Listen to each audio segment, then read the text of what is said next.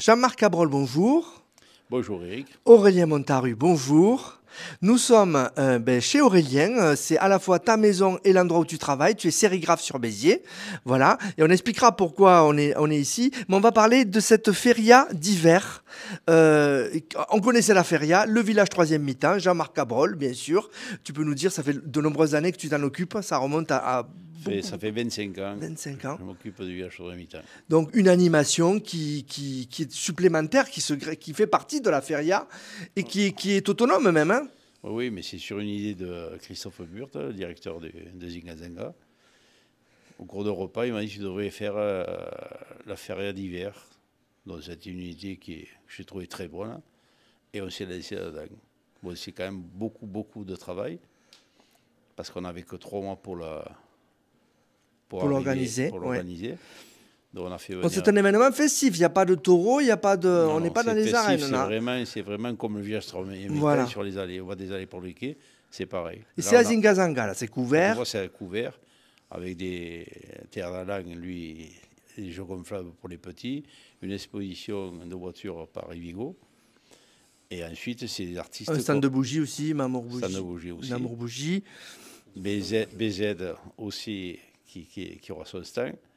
Et ensuite, on s'est entouré d'artistes qui viennent au village sur mi-temps depuis des années.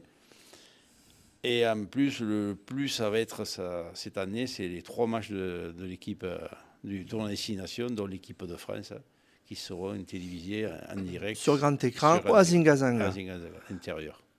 D'accord, donc il y a de bons retours déjà de cet événement. Les gens sont assez emballés. Sur les réseaux, déjà, on fait le top, on a l'unanimité. Lui, la feria, c'est l'identité de Béziers. Hein. C'est vraiment, c'est bien de le faire vivre aussi en notre moment de l'année. Voilà. Ouais. Donc là, ça nous permet aussi de nous faire reconnaître un peu plus avec cette grosse animation. Alors, c'est tout un travail au niveau graphique, c'est pour ça un peu qu'on est ici. Aurélien travaille donc au niveau sérigraphie et il y a tout un travail d'image. Hein. Aurélien, tu peux peut-être dire 2 mots. Ça fait quelques années que tu travailles en collaboration avec Jean-Marc et d'abord le village troisième mi-temps où tu as un stand, mais tu travailles surtout l'aspect charte graphique. On voit les affiches derrière toi. Hein. Donc c'est tout un travail, ça. Oui, alors on essaie de faire quelque chose de consistant. Parce qu'à l'heure des réseaux sociaux, il faut vraiment que ça soit très bien ficelé. Très visuel, oui. Très visuel, donc c'est pour ça qu'il y a une identité graphique à chaque feria qu'on met en place. Pour la feria d'hiver, on a vraiment fait le package complet, parce que chaque artiste a son affiche. Chaque prestataire aura aussi sa communication, donc on est vraiment... je pense qu'on est au top. Voilà. Ouais. On a fait du mieux qu'on pouvait. Très bien. Donc Jean-Marc, si on revient, le micro s'il te plaît Aurélien. Tu as un objectif de personnes. Alors déjà, il y a un tarif d'entrée, comment ça fonctionne? Non, tout est gratuit. Tout est gratuit. Ah. Les artistes aussi, ils viennent gratuitement cette année. Donc la SACEM nous a fait un prix réduit. Ah oui. Et si tout est gratuit, comment ça peut exister? Après, c'est le bar qui va travailler. Ah, voilà. Et puis on a pris un super traiteur, c'est Amel Les Sabouris. Qui fait déjà le stade Raoul Barrière. Voilà, qui fait le stade, le stade de la mairie pour la feria, tout ça. Donc on a pris cette équipe-là. Et je pense après là-dessus, on fait 2 formules. Une formule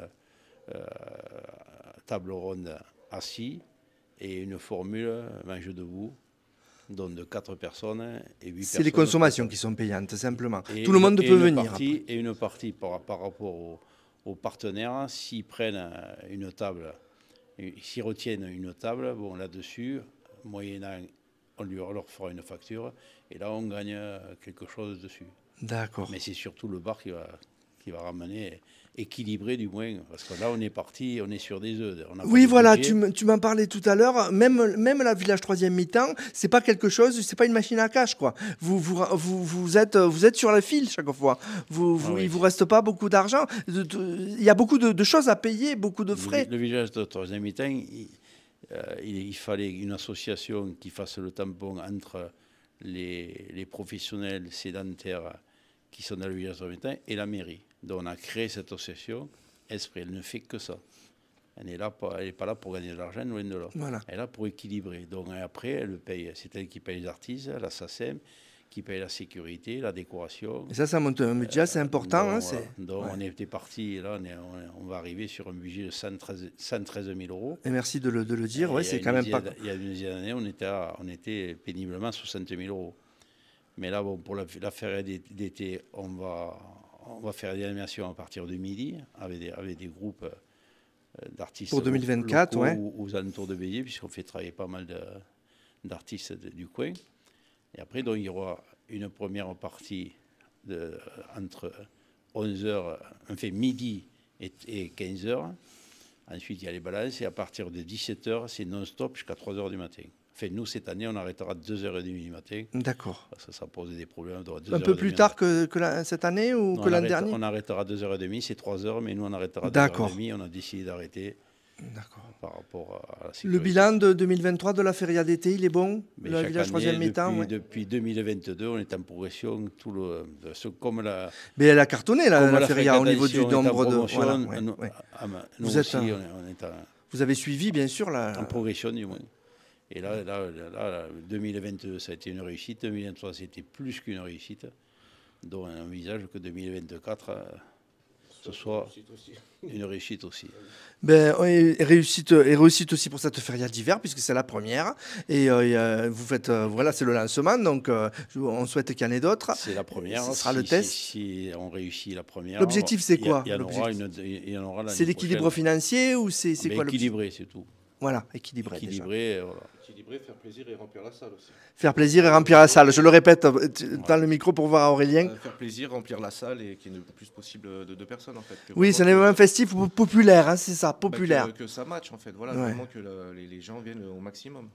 C'est ça le but. Hein. Donc les 2 jours, le samedi 10 et dimanche 11, donc les horaires à partir de 11h samedi, hein, déjà, et 2h du matin. Jusqu'à 2h du matin, et à partir de 11h le dimanche. Jusqu'à 18h. 18h. Après le dernier match, c'est des 6 nations, donc on finira à 18h. Merci Jean-Marc, merci Aurélien, et bon courage dans cette nouvelle aventure. Merci. C'est nous qu'on te remercie, Eric.